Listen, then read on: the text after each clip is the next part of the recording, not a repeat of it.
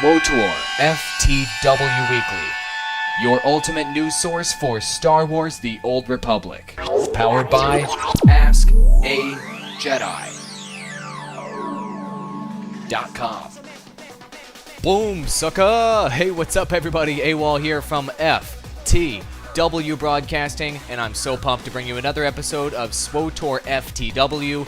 As you can see, the intro has changed as we have entered an official partnership with AskAJedi.com. Why? Because they're a super high-quality news site, and I just think they're perfect for a SWTOR FTW Weekly series. So let's get right into it. Here we are on AskAJedi.com, and the number one news story this week. If you guys haven't heard about it, you've been living under a rock. Just like in that Geico commercial, pre-order is now available for Star Wars The Old Republic. 33 months it took for them to announce pre-order, and it's finally here. Personally, I did pre-order the game, and I did a video on this, and at the end of this video, there will be a link to that. There were a couple different options that you can get here. 4 versions of the game. Collector's Edition, selling for $149.99. Deluxe Digital Edition, $79.99. And Digital Standard Edition, $59.99. And the Physical Edition of Standard is the same price. Let's check out the details on this pre-order stuff. And as you can see, there are going to be benefits of getting this pre-order. There are going to be digital items. Every pre-order does yield you a color stone, which will change the color of your lightsaber blade and blaster bolts. I'll give you more details on this later, but here's what it looks like. And previously, we thought that this would give you a random color, or maybe you'll be able to select your color. I'll let you know about that here in just a minute. And also, everybody who buys at the pre-order for this game will get 30 days in-game time absolutely for free, as well as early game access. More details on that here in just a minute on the next article. If you decide to get Deluxe Edition or you decide to get Collector's Edition, check it out. You get a flare gun you can fire up in the air, and will that work with your color stone? Probably not, but it will be cool to fire one of those up in the air and help your allies find you visually in the game. Training droid also going to be available. This is going to be a lot like the orb that Luke used in the original Star Wars movies. I'm hoping that this training droid will allow you to shoot it, and it'll tell you how much damage you're doing to it. Maybe it'll tell you your DPS. That would be a really cool tool. And another little bonus here is the Holo Dancer. This comes with Collector's Edition and Digital Deluxe. And yes, a voluptuous lady will do a holo dance for you. And you know, if you're bored waiting for your boys to come meet up with you for your operations, that is a cool little bonus feature. Here is one of the neatest features, in my opinion, bonuses, the Holo Cam. And there's some speculation as to exactly what this will do. At the very least, it'll provide you with screenshots, but I've seen a lot of information indicating that this will sort of work as a replay system. So if you end up doing operations, you end up doing a group mission, PvP, and you want to go back and look at it later, see what you could have done to improve or what your boys could have done to improve on that particular mission, your Holocam will record all of that and let you play it back for later. So FTW Broadcasting is going to be taking advantage of that, I can guarantee you. Another thing you can get here with the Deluxe Digital or Collectors is the STAP, which is just a fancy fly transport. As you can see, it's a slicker design than the normal transports they've already shown us with the cool Naboo-looking engines here on the left. Will it go faster? I don't think so, but it will be aesthetically cooler and will make you more awesome than your friends. Alright, Collector's Edition, however, does come with its own exclusive benefits, in-game digital benefits, one of them including the mouse droid. You do remember this from the original Star Wars movies. It was the little mouse droids that followed Darth Vader around on the Imperial ships and made that little noise and disappeared. I don't know, that was a bad sound effect, but those are really cool. Collector's Edition folks will have one of these following them around all the time, and I like it. It's a cool little pet idea, Star Wars-wise. Also, you'll have your own unique collector's store, and I'll tell you more about that here in a minute, as information on that was released at San Diego Comic-Con. Exclusive items available in this collector's store if you bought the collector's edition. A little more details here in a minute. So, this begs the question, did you pre-order, Tor? And did you get digital or physical? And as always, on the Blue Milk and Cereal feature here on Ask a Jedi, this is an article that comes out every morning. It's really cool to get some information here on the site and to read and see what the community is all about and what they're voting on. And here they put this up to a vote. And did you order Star Wars The Old Republic? Did you pre-order? And the number one answer here, 86%. Yes, how could I not? I fell under that category. Did you guys fall under that category? Post in the comments below, and you can still come vote on other surveys here on the site too. These are really cool just to find out where the community's at. Only 12% says not yet, but I'm going to, and only 2% is saying I'm going to pick it up when it comes out. So obviously hardcore fans are out there right now. I mean, if you're checking out the game months out, you're going to be hardcore and you're going to buy it. So that's pretty much the reason why we see the answer here in the next survey. If you pre-ordered, which edition of TOR did you get? Collector's Edition taking the cup right now at 49%. By the way, Collector's Edition sold out on Origin within 8 hours, guys. That's how in demand this was. EA employees, LucasArts, and BioWare probably going to get their bonuses this year, as this game is selling out already. Hasn't even come out yet. Digital Deluxe came in at 28%. I fell under that category. I voted for that one. And Standard Physical was above Standard Digital. So that shows you that there is an added value with Star Wars fans and with video game fans everywhere. They want that physical box they could put on their shelf, they could put on their desk, that they can just have. And it's sort of an extra bonus for the exact same price as the digital. So, you know, nice little bonus there for Standard, as it did come on top, 18% over 5%.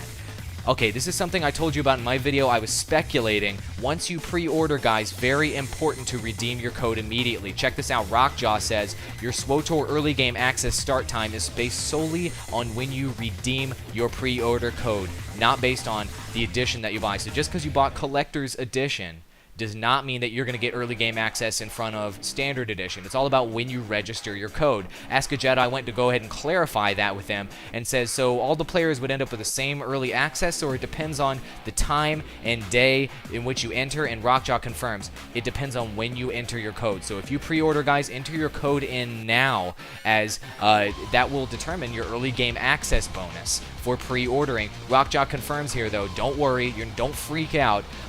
If you delayed by a few days in redeeming your code, that's not going to mean much right now as far as your early access. However, if you do delay by like a couple months, that will make a big difference. And here's an entertaining picture they posted up. Stephen Reed, who's in charge of community relations, with his conductor hat on. Very, very nice, and a savvy look on his face. Obviously, he knows how to have fun, and he knows how to have a sense of humor. That photo is by Tor Wars, by the way.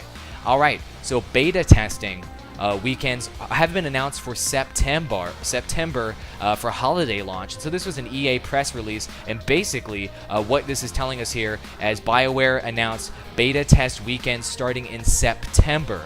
And these weekend play sessions will be conducted only to select players, guys. This is not open beta. Select players. You'll have to apply through the SWTOR.com website like I have. I haven't gotten in yet, and so, guys, don't beg the moderators on the forums over and over and over to try to get in. But once again, beta test weekends in September going to happen. San Diego Comic-Con, the #2 biggest piece of news this week. Was there a gigantic announcement anywhere during Comic-Con? No. But all these little announcements have added up to a whole bunch of useful information, a whole bunch of really cool information. I'm going to show you some highlights, and if you guys want to check out any of these articles I'm showing you, video description below. Check it out. Voice actors in this game, they announced a Jedi Consular romanceable companion, Nadia, voiced by this romanceable actress. Yeah, take a look at that. But it's going to be cool. You're going to be able to romance your companion so you can get more in-depth into that story. And some other cool information was that there are new vehicles, including a land speeder. You can change the appearance of your companions, not just through gear. You can actually change their skin color, which is really neat. They confirmed 19 worlds, and 2 more have not been announced. And solo players, this was a big one. Solo players will have an entire freaking planet to themselves, which is really, really neat.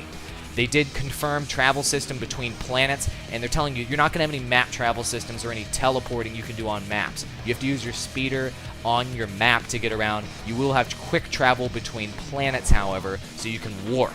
It won't be a teleport, you will have a warp, if you know what I mean. Also, there's going to be some kind of bonus for re-rolling in this game when you re-roll your character, like a legacy system maybe. Details yet to be ordered, or details yet to come out. Beta weekends in September obviously going to be huge. Check out this article to get all the rest of the details on those announcements. Next piece of news here at San Diego Comic-Con was the BioWare Q&A.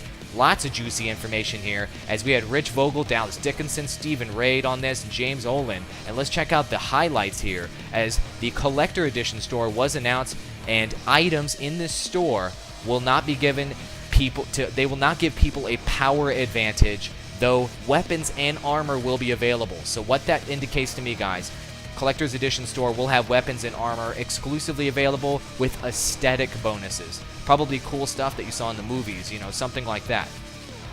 Here's the information about the Color Stone I was talking about earlier. Color Stone is gold in addition to adding effects. So for those of you out there who thought you could maybe customize your Color Stone to whatever color you want, I don't think that's the case. I think what this means is that the Color Stone is going to be gold no matter what. Will there be other Color Stones later for other colors? Probably. You'll probably be able to collect those in-game and get your favorite color. So, sorry guys if you're disappointed by that, but hey, it's a free piece of well, actually it's not free, you gotta pay for it. So I paid 20 bucks to get the gold. I'm alright with that. And a couple other cool things here. Your class change is cheap on your first swap. So those of you asking in the comments, can you switch advanced classes? Yup. You can swap it once for cheap, but after that it gets expensive. Companion customization, you can do some. You can't swap genders on your companions, but you can customize kits on them, and obviously you can change their skin color, so there is going to be a decent amount of customization there. Here's a big piece of news, guys. No plans for Mac version for Star Wars The Old Republic currently. Boot Camp. You're going to have to get Boot Camp, guys. I'm sorry, all you Mac users out there. You're going to have to get Boot Camp to play this game, or you're going to have to buy a PC. Also, ship interior will be customizable. More details available at a later time. It's in the design plan you see here, but it won't be in the launch, so you won't be able to take this game out of the box and customize your ship to do whatever you want. If you want all the details and all the live coverage or the recording at this point, check out this BioWare TV live stream, link in the video description below to this article. And last but not least, another blue milk and cereal here. A question I really wanted to know the answer, what the community thinks about this. How much would you pay for subscribing to TOR? And the reason why you should come vote on this site on AskAJedi.com, devs check this stuff out. Community guys at BioWare check this stuff out. So if you come vote on what you think here, I'm pretty sure some BioWare, EA, and LucasArts people are going to see your answer. So how much would you be willing to pay for a subscription to TOR? Personally, out of these answers here, $14.99, $17.99, $19.99, even above $19.99, I would pay $19.99. My answer would be $19.99. I would pay that. Do I think that's a fair price? I don't know. It depends on how amazing the game is when it's released, but yeah, I would pay 20 bucks a month. But personally, I have a real job and I can afford it right now, and a lot of people can't. We are in a recession economy, so what would you vote on? Well, I'm going to show you the results as to what was seen so far, and the vast majority of people are coming in at $14.99 at 68%, and the answers get less popular as the amount goes up, down. So go vote here. Let AskAJedi.com know what you would pay, and hopefully the word will be passed along to BioWare so they won't jack up the prices too high and alienate customers like you. And here's another quick voting question here. Would you purchase a lifetime subscription for TOR if it were available? Yes. Huge value to me. Maybe, depending on the price or quality. And no. What if I don't like the game and stop playing? Obviously, no is a huge one for everybody. I'm going to say maybe here. Depending on the price and quality of the game. If I play this game for a couple months and I just love it, I'll purchase a lifetime membership. I think I'll do that. Let's check out the results and see what everybody's voting on so far. Maybe. Number one answer right now at 52%. Yes. Look at that at 35%. Least popular answer is 13% no. Star Wars The Old Republic folks are hardcore.